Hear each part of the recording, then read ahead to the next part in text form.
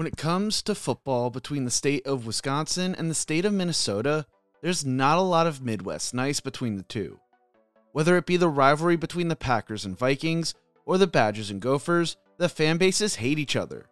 Wisconsin plays Minnesota for the Paul Bunyan's Axe in the oldest FBS rivalry in college football, a historic rivalry that is near and dear to my heart because I'm a Badger myself, and a proud one to say the least. And let me say, I hate the Gophers. The Wisconsin-Minnesota rivalry is a rivalry full of a lot of history and is near even with the Badgers leading the series 63-62-8. This is the story of the oldest rivalry in the FBS. This is the story of the Wisconsin-Minnesota rivalry. But before we get into this, if you enjoy college football content like this, make sure to leave a like and subscribe. Also, let me know whether you are a Wisconsin or Minnesota fan in the comment section below. Before we get into the history of the rivalry, let's get to know our teams first. Wisconsin began playing college football back in 1889, and the Badgers' nickname comes from the prospectors working in the mineral mines having to live like badgers burrowed into the tunnel mines because of the harsh winters, because they would look like badgers when they came out of the mines with the soot on their face. Wisconsin plays their home games at Camp Randall, which is the fourth oldest stadium in college football. They are one of 26 football programs with over 700 wins in program history. They have an all-time record of 744, 519 and 53, winning 14 conference titles and having 2 Heisman winners. When Barry Alvarez arrived to be the school's head coach in the 90s, they became one of the most successful programs in all of college football since Barry's arrival. They currently have a 22-year bowl streak heading into the season and are in their second year under head coach Luke Fickell. Minnesota, on the other hand, began playing college football in 1882, and their nickname comes after their state's nickname as the Gopher State, which dates back to 1857. This came from a political cartoon ridiculing the $5 million railroad loan, which helped open up the West. The cartoon portrayed shifty railroad barons as striped gophers, pulling a railroad car carrying the territorial legislation towards a slew of despond. They have won 7 national titles as a program and have won 18 conference titles and have a record of 735, 545, and 44. They began playing at Huntington Bank Stadium in 2009 and are currently coached by PJ Fleck, who's in his 8th season and has a record of 56-37 as head coach of the Gophers. So as I previously mentioned during the intro of this video, Wisconsin vs. Minnesota is regarded as the oldest FBS rivalry in college football and the most played rivalry in all of college football dating back to the late 1800s. The first matchup between the Badgers and Gophers dates back to 1890, playing their first matchup on November 15, 1890 in Minneapolis, Minnesota. The Gophers would win the first game 63-0, which was the largest margin of victory between the two.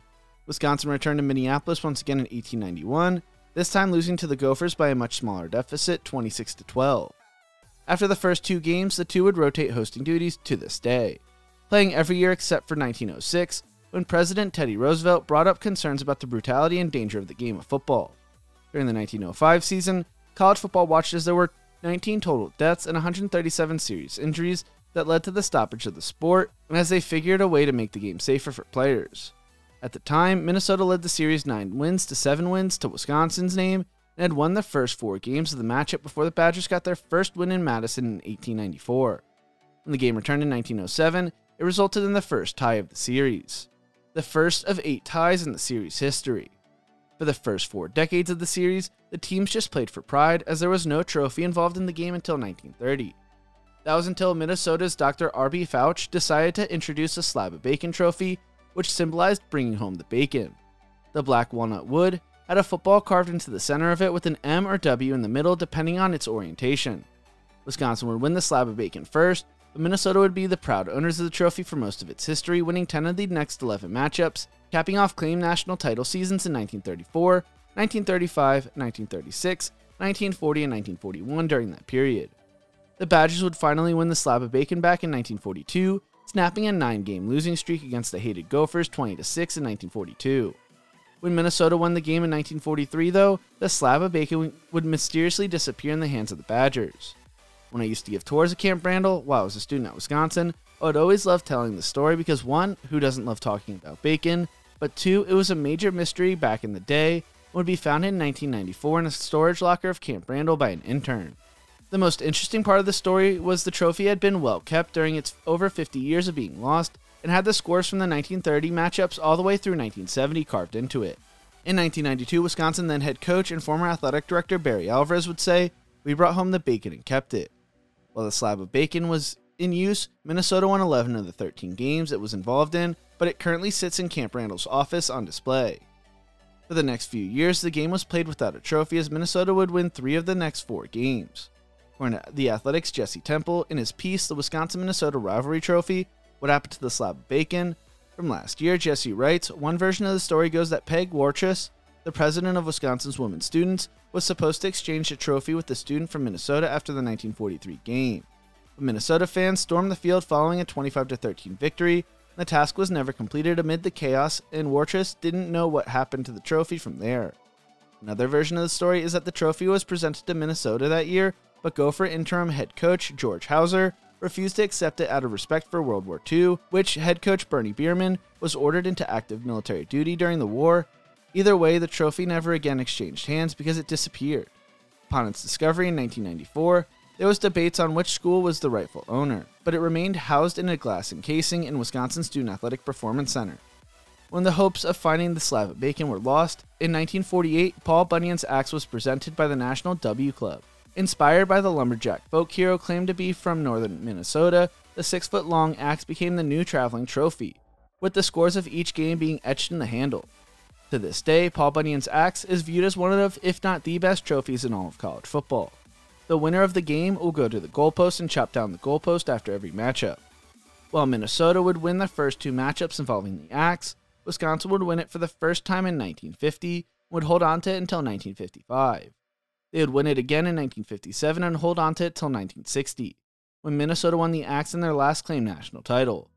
Wisconsin has mainly dominated the rivalry since the introduction of the axe, though, having a record of 46-27-3 in the rivalry game since its introduction.